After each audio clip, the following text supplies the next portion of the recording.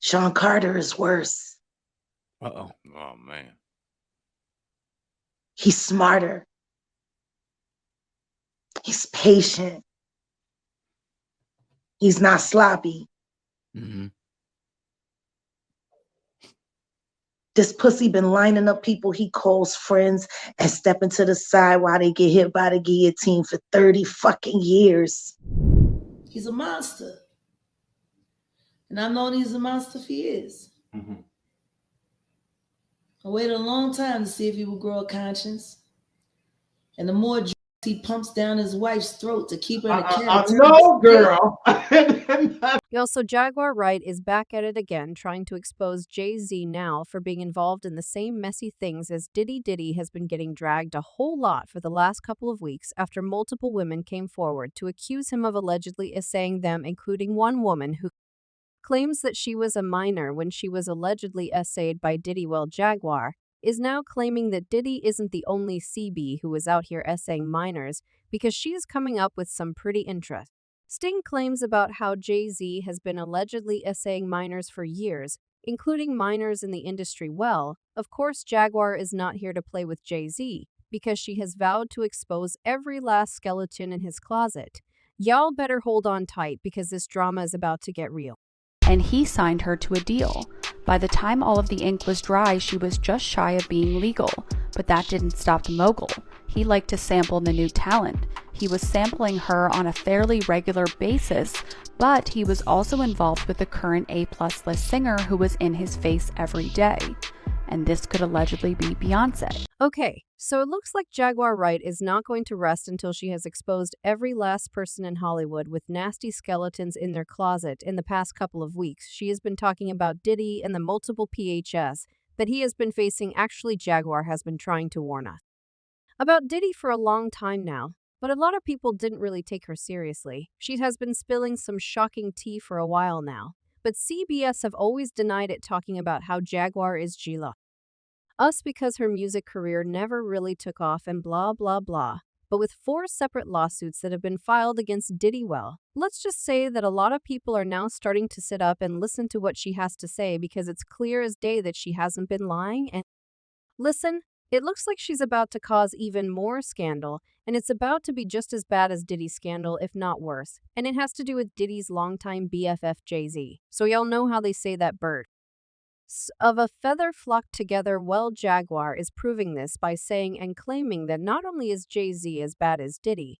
but he might be even worse than him. Yeah, she's claiming that just like his BFF Diddy, Jay-Z's also been allegedly essaying young girls and grooming them. Yo, there's a whole lot to unpack in where Jaguar said, but if we're being honest, it shouldn't be completely shocking that Jay-Z is allegedly involved in some serious shady business. I mean, there have been allegations for years that Jay-Z is not exactly the gray guy that he pretends to be on social media. And no, I'm not talking about him cheating on Beyonce with Becky. With the go, I'm talking about the fact that he has been accused over the years of either allegedly grooming young girls or helping other men in the industry groom young girls. For example, there have been rumors going on for years about how he allegedly started grooming Foxy Brown when she was only 14, and they eventually hooked up when she was 15 years old, and he was a 24-year-old man. Yeah, that's creepy to say the least, but then that's Hollywood for you because a lot of grooming and twisted stuff happens there. But anyways, Jay eventually addressed the rumors in a song, Picasso Baby, where he said, "I never stuck in the Fox box, but DF. I ain't open up Pandora's buck. They try to slander your man on CN and Fox, but my Mirandas don't stand a chance with cops, even my old fans. Like, oh man, just stop." Well, as it turns out, Foxy was embarrassed that he even said this because she had been asking him to ignore the rumors and let it be. In an interview, she said, "Was I shocked when Jay said the line of Picasso Baby? Yes, because we've talked about that we have a history that supersedes music. We know how this business works. We sit back and we laugh at those rumors. We laugh at that." I think he began to feel the pressure because people began to say my age, the age thing. He was 15, 14 after a while. That gets to a person, the fact that he felt he needed to say that means something struck a chord. Is it just me, or is it weird that she felt the need to address the embarrassing line when she was literally a child when the alleged incident happened, and Jay-Z was a fully grown man? I'm not saying for sure what happened, but it did still seems like something of a red flag that she allegedly got S as a teenager. But then she felt the need to defend him as a grown woman. And before y'all come for me, talk about how it was all consensual or something like that. Then let me remind you that she was a minor at the time, and so there will be no way that she could have given real consent to be intimate with an older man. It's literally a crime if it's true, but that's not all the shady business that Jay-Z has allegedly been linked to because he was good friends with R. Kelly, while R. Kelly S.A'd a minor like Aaliyah, and even tricked her into marrying him when she was 15 again. This is illegal as F because Aaliyah was a minor and such, but she couldn't sign legal documents for herself and needed a parent or guardian to do that on her behalf. But that was just some messy business for R. Kelly because one thing about R. Kelly in Hollywood, and having clout and a lot of that, is that you get to pull a lot of strings to get some shady deals done. So R. Kelly was able to give some paperwork that said that Aaliyah was 18 and therefore legal age to consent to being married. The marriage was eventually when the truth was exposed, and when they found out that R. Kelly, who was well into his 20s at the time, had for documents to enable him to marry a child now. I don't know how he was able to stay out of prison for this because it broke like a T0 laws or something like that. But like I said, if you have enough money and clout, you can make a lot of things go away and get away with a lot of crimes. You'd be shocked now. If this had happened in 2023, R. Kelly would have got big canceled and the social media noise would have probably been enough for him to have been investigated for forging documents and marrying a child. He would have then been kicked out of the industry and people would have distanced themselves from him. But that didn't happen because the 90s were a different time. But hey, he's currently in prison, so I'd say that karma did his big one on that. But you'll want to know the weird thing. Not only did Jay-Z not cancel R. Kelly or even distance himself from him, but they went ahead to release a joint album and even went on tour together. Jaguar Wright spoke on this and wondered how Jay-Z thought it was okay for him to be involved with R.